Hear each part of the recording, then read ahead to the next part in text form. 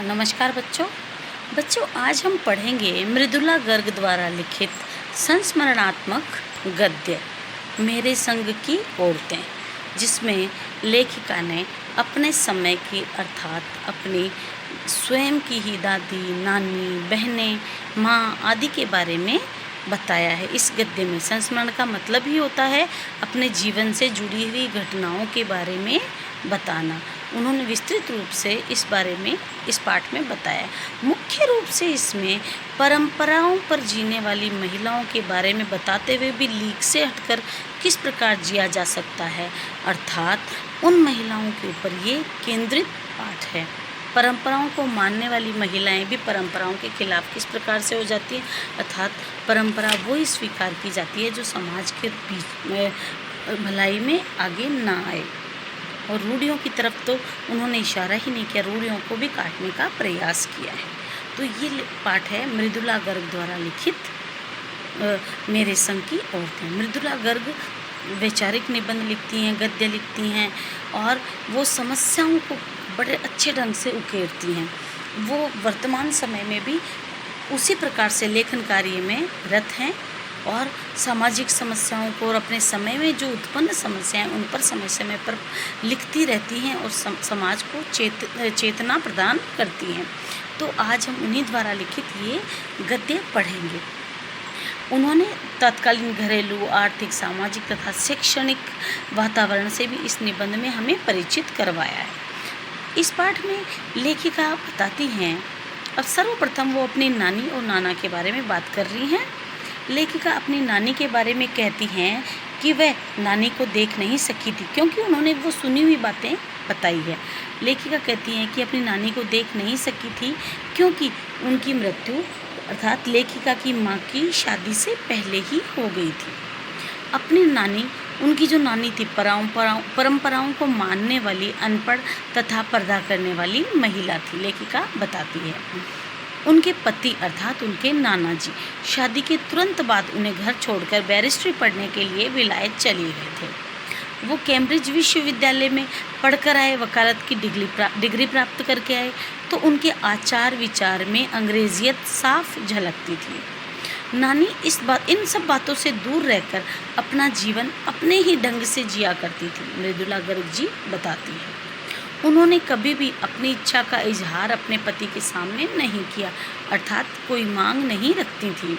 अपनी मृत्यु निकट जानकर, अब उनकी नानी की मृत्यु का समय है, तो नानी अपनी मृत्यु को निकट जानकर अपने पति के स्वतंत्रता सेनानी मित्र प्यारेलाल जी को उन्होंने बुलवाया।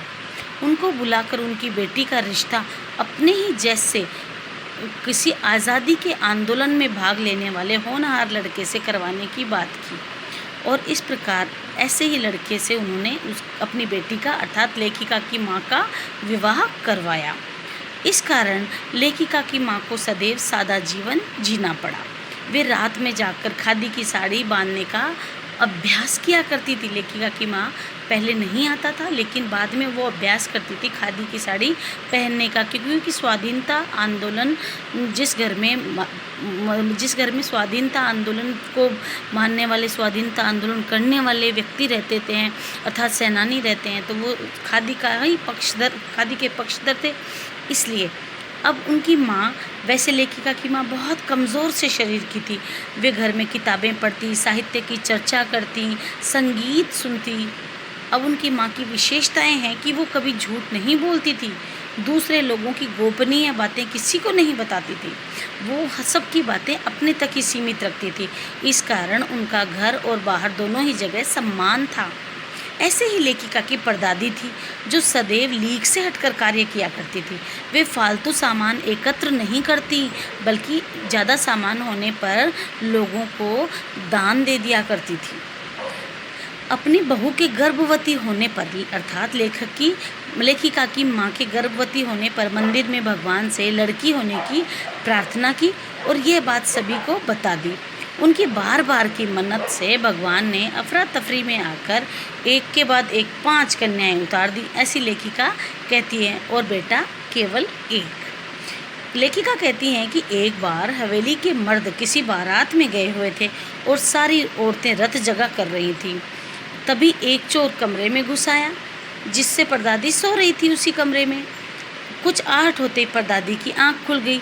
चोर डर गया, लेकिन परदादी ने जब उससे पूछा तो चोर ने असलियत बता दी कि मैं एक चोर हूँ। अब परदादी ने उससे पानी लाने को कहा, तो चोर ने कहा कि मैं चोर हूँ, फिर पानी लाऊं। लेकिन उसने पानी लाया और पानी लाकर दादी को दिया। पानी लाते समय चोर को पकड़ लिया गया और उस समय उसे सामने लाया गया। उन्होंने पानी आधा पिया और आधा चोर को पिलाया और बेटा मानते हुए उसे चोरी छोड़कर खेती करने की सलाह दी। चोर ने भी दादी मक्के की पूरी सलाह मानी और चोरी करना छोड़ दिया और खेती करने लगा। अब लेखिका कहती हैं कि 15 अगस्त 1947 को देश में जब आज़ादी का जश्न मनाया जा रहा था, तब लेखिका को टाइफाइड बुखार था। डॉक्टर की सलाह के कारण वो बाहर न जा सकी। उसके पिताजी ने उसे ब्रदर्स कारामज़ोव नामक उपन्यास लाकर दिया था, जिसके कई अंशों को लेखिका ने बार बार में पढ़ा था। खासकर से बाल अधिकारों से संबंधित जो लेख थे, उनके जो अंश थे, उनके जो अंक थे, वो लेखिका ने बहुत पढ़े। अब लेखिका अपनी बहनों के बारे में बताती हैं कि लेखिका अपनी नानी, माँ और परदादी के बारे में बताने के बाद बहनों पर आती है, तो बहनों की बातों के बारे में कहती हैं कि सबसे बड़ी बहन थी मंजुल, जिसे घर में रानी कहते थे। अपनी शादी के बाद मंजुल भगत नाम से उन्होंने लिखना शुरू किया और मंजुल भगत आज हमारे समय में बहुत ही उन्होंने श्रेष्ठ लेखन किया है। उससे शादी के बाद दूसरी बहन थी मृदुला गर्ग, वो मृदुला गर्ग नाम से लिखी रही हैं। इसके बाद 2 बहनें रेणु और चित्रा भी लेखन में रेणु लेखन में नहीं आई थी, चित्रा और रेणु लेखन में नहीं आई, बल्कि सबसे छोटी बहन थी जो अचला अंग्रेजी में लिखने लगी तथा छोटा भाई राजीव हिंदी में लिखने लगा। तो बच्चों, आज के लिए ये इतना ही। आगे का बाद में पढ़ाऊँगी इसी पाठ को हम अगले वीडियो में पढ़ेंगे। धन्यवाद।